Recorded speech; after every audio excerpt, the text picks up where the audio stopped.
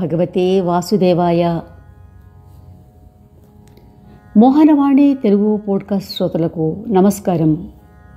వచన భగవద్గీత గీతా మహాత్మ్యం. నమస్తే గణనాథాయ గణానాం పతయే నమః. భక్తిప్రియాయ దేవేశ భక్తేభ్యః సుఖదాయక. వసుదేవసుతం దేవం కంసచాణూరమర్దనం దేవకీ పరమానందం కృష్ణం వందే జగద్గురుం. నమోస్తుతే వ్యాస విశాలబుద్ధే పుల్లారవిందాయత పత్రనేత్ర ఏన త్వయా భారతతైలపూర్ణః ప్రజ్వాలితో జ్ఞానమయః ప్రదీపః. ఓం పార్థాయ ప్రతిబోధితాం భగవతా నారాయణేన స్వయం వ్యాసేన గ్రథితాం పురాణమునినా మధ్యే మహాభారతం. అద్వైతామృతవర్షిణీం భగవతీమష్టాదశాధ్యాయినీం అంబ త్వామనుసంధదామి భగవద్గీతే భవద్వేషిణీం. శ్రీమద్భగవద్గీత అక్షర బ్రహ్మయోగము. అర్జునుడు అడుగుతున్నాడు, పురుషోత్తమ, బ్రహ్మ అంటే ఏమిటి? కర్మ అంటే ఏమిటి? అధిభూతమని దేనిని అంటారు? అధిదైవం అని ఎవరిని అంటారు? మధుసూదన, అధియజ్ఞం ఎవరు? అతను ఈ శరీరంలో ఎలా ఉంటాడు? యుక్తచిత్తులైన వారు అంతిమ సమయంలో నిన్ను ఎలా తెలుసుకోగలుగుతారు? శ్రీకృష్ణ భగవానుడు చెప్తున్నాడు, అక్షరమైనది పరమమైనది బ్రహ్మ. జీవాత్మయే ఆధ్యాత్మమని చెప్పబడుతోంది. ప్రాణుల యొక్క భావాలను ఉత్పన్నం చేసే త్యాగాన్నే కర్మ అంటారు. క్షరమే అధిభూతము అంటే ఉత్పత్తి వినాశ ధర్మం కలిగిన అన్ని పదార్థాలు క్షరము. ఆ క్షరమే అధిభూతము. హిరణ్యమయుడైన పురుషుడు అధిదైవం. దేహధారులలో శ్రేష్ఠుడైన అర్జున, ఈ శరీరంలో అంతర్యామిగా ఉన్న నేనే అధియజ్ఞాన్ని. అంతిమ కాలంలో నన్నే స్మరిస్తూ ఈ శరీరాన్ని విడిచి వెళుతున్నవాడు నా యథార్థ స్వరూపాన్ని పొందుతాడు. ఇందులో సందేహం లేదు. కౌంతేయ, ప్రయాణ కాలంలో ఎవరెవరు ఏ ఏ భావాలను స్మరిస్తూ శరీర త్యాగం చేస్తారో వారు వాటినే పొందుతారు. ఎందుకంటే వారు ఎల్లప్పుడూ వాటినే భావిస్తూ ఉంటారు కనుక. మనిషి తన జీవితంలో ఎప్పుడూ దేనిని గురించి ఎక్కువగా ఆలోచిస్తూ ఉంటాడో అంతిమ కాలంలో సాధారణంగా ఆ ఆలోచన వస్తుందని, ఆ ఆలోచనలను అనుసరించే తరువాత గది ఉంటుందని లోకంలో ఒక నియమం ఉంది. కాబట్టి అర్జున, నీవు ఎల్లప్పుడూ నన్నే స్మరిస్తూ యుద్ధం చెయ్యి. ఈ రీతిగా నా యందు అర్పించబడినటువంటి మనోబుద్ధులు కలవాడవై నన్ను నిస్సందేహంగా పొందుతావు. పార్థ, అభ్యాసయోగయుక్తమై ఇతరత్రా చలించని మనసుతో నిరంతరం చింతన చేస్తూ ఉండేవాడు ప్రకాశ స్వరూపుడైన ఆ పరమపురుషుని పొందుతాడు. సర్వజ్ఞుడు, అనాది, సర్వశాసనుడు, సూక్ష్మమున కంటే సూక్ష్మమైనవాడు, సమస్తాన్ని ధరించి ఉండేవాడు, అచించ స్వరూపుడు, సూర్యుని వలె నిత్య చేతన ప్రకాశ స్వరూపుడు, అవిద్యాతీతుడు, శుద్ధ సచ్చిదానంద ఘనుడు అయిన పరమేశ్వరుని స్మరిస్తూ ఉండే భక్తుడు అంతిమకాలంలో కూడా యోగబలంతో భృకుటి మధ్య ప్రాణాలను చక్కగా నిలిపి నిశ్చల మనస్సుతో ధ్యానిస్తూ ఆ పరమపురుషుడైన పరమాత్మని పొందగలుగుతాడు.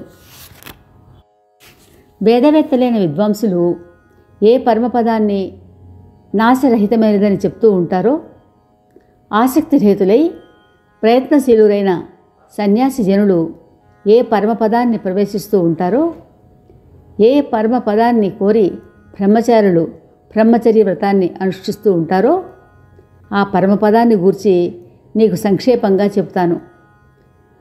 సమస్త ఇంద్రియాల ద్వారాలను నిరోధించి మనసును హృదయమునందు నిలిపి ఉంచి పరమాత్మ సంబంధమైన యోగధారణలో ఉన్నవాడు ఓం అనే ఏకాక్షర రూపమైన బ్రహ్మను ఉచ్చరిస్తూ దాని అర్థస్వరూపమైన నిర్గుణ బ్రహ్మనైన నన్ను చింతన చేస్తూ శరీరత్యాగం చేస్తే ఆ పరమగతిని పొందుతాడు. అర్జున, అనన్య చిత్తంతో ఎల్లప్పుడూ పురుషోత్తముడనైన నన్నే స్మరిస్తూ ఉండే నిత్యయుక్తుడైన యోగికి నేను తేలికగా చిక్కుతాను. పరమసిద్ధిని పొందిన మహాత్ములు నన్ను చేరుకొని దుఃఖ నిలయము క్షణభంగురము అయిన పునర్జన్మను పొందరు. అర్జున, బ్రహ్మలోక పర్యంతము అన్ని లోకాలు పునరావర్తములు. కానీ కుంతిపుత్ర, నన్ను పొందిన వారికి మాత్రము పునర్జన్మ లేదు. ఎందుకంటే నేను కాలాతీతుడిని. ఈ బ్రహ్మాది లోకాలన్నీ కాలానికి లోబడినవి కనుక అనిత్యములు. 1000 మహాయుగాలు బ్రహ్మకు ఒక పగటి కాలమని, మరొక 1000 మహాయుగాలు రాత్రికాలమని తెలుసుకున్న యోగులు కాలస్వరూపాన్ని తెలుసుకున్నవారు. సంపూర్ణ చరాచర ప్రాణికోటి అంతా బ్రహ్మ యొక్క పగటి కాల ప్రవేశ సమయంలో బ్రహ్మ యొక్క సూక్ష్మ శరీరం నుండి ఉత్పన్నం అవుతుంది. బ్రహ్మ యొక్క రాత్రికాల ప్రవేశ సమయంలో ఆ అవ్యక్తమనే పేరుగల బ్రహ్మ యొక్క సూక్ష్మ శరీరంలోనే తిరిగి లీనం అయిపోతుంది. పార్థ, ఆ ప్రాణికోటియే తిరిగి తిరిగి పుడుతూ ప్రకృతికి వశమై ఉంటూ రాత్రి సమయంలో లీనం అవుతూ తిరిగి పగటిపూట సమయంలో పుడుతూ ఉంటుంది. ఈ అవ్యక్తం కంటే వేరుగా సనాతనమైన వేరొక అవ్యక్తభావం ఉంది. ఆ పరమ దివ్య పురుషుడు అన్ని భూతాలు నశించినా తాను మాత్రం నశించడు. అవ్యక్తమని అక్షరమని చెప్పబడే ఆ అవ్యక్త అక్షరభావమే పరమగతి. ఏ సనాతనమైన అవ్యక్త భావాన్ని పొంది జ్ఞానులు తిరిగిరారో అదే నా పరమధామం. పార్థ, సమస్త ప్రాణికోటి యందు అంతర్గతుడై సమస్త విశ్వమునందు పరిపూర్ణుడై ఉన్న ఆ సనాతన అవ్యక్త పురుషుడు అనన్య భక్తి చేతనే పొందదగినవాడు. అర్జున, శరీరత్యాగం చేసిన యోగులు ఏ కాలంలో తిరిగి వస్తారో, ఏ కాలంలో తిరిగిరారో ఆ కాలాన్ని గురించి 2 మార్గాలను గురించి ఇప్పుడు చెప్తాను.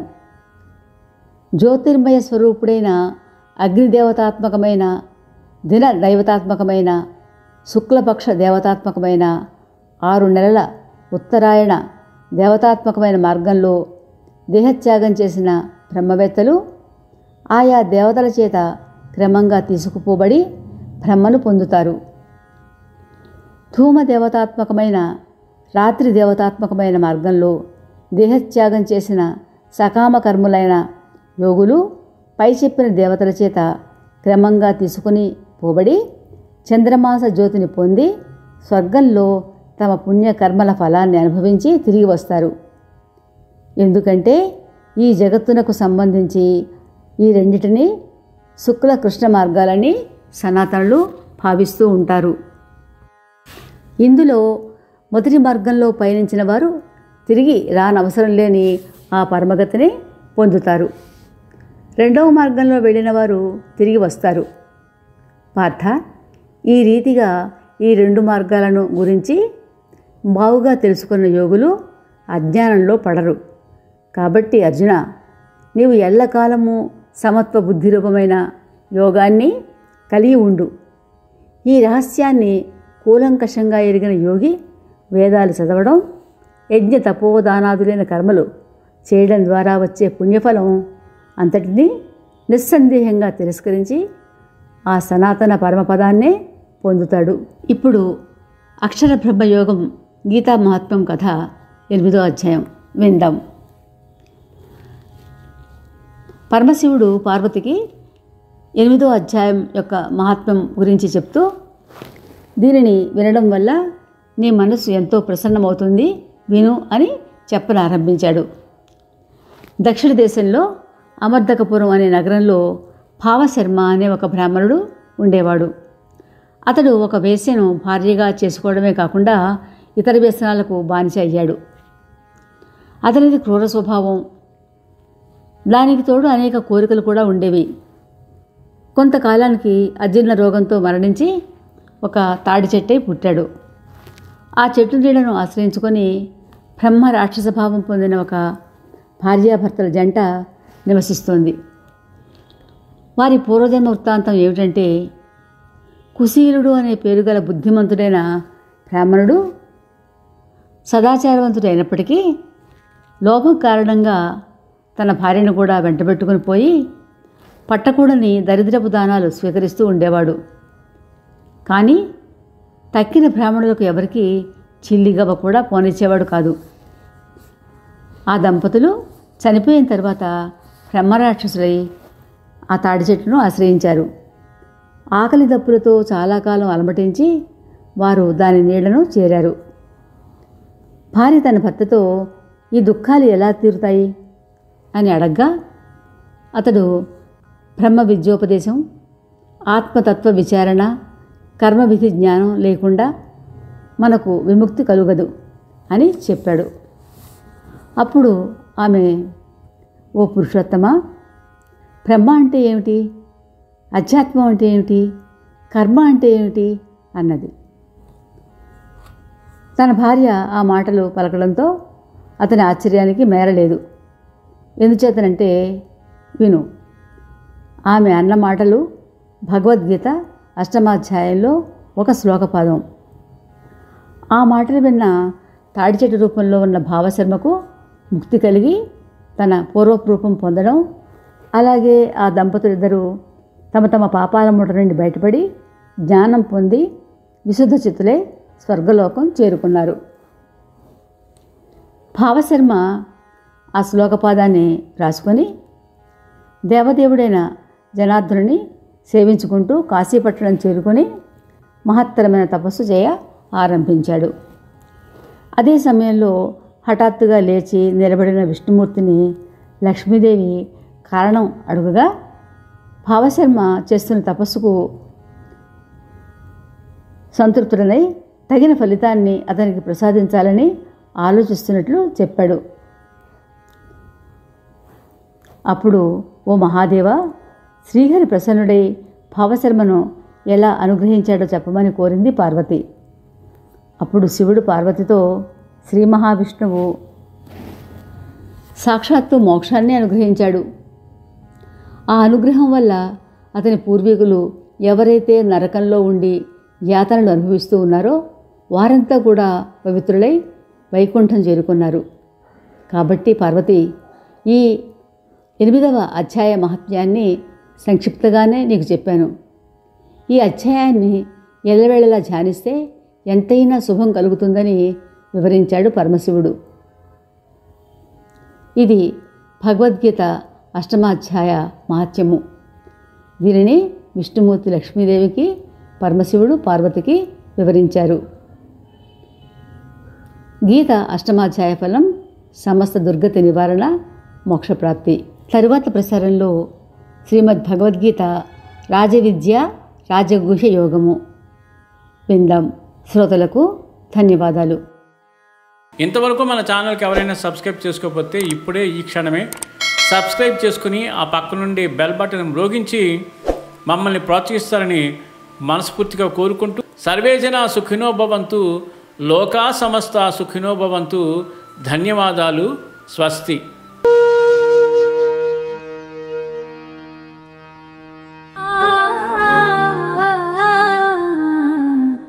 మోహనవా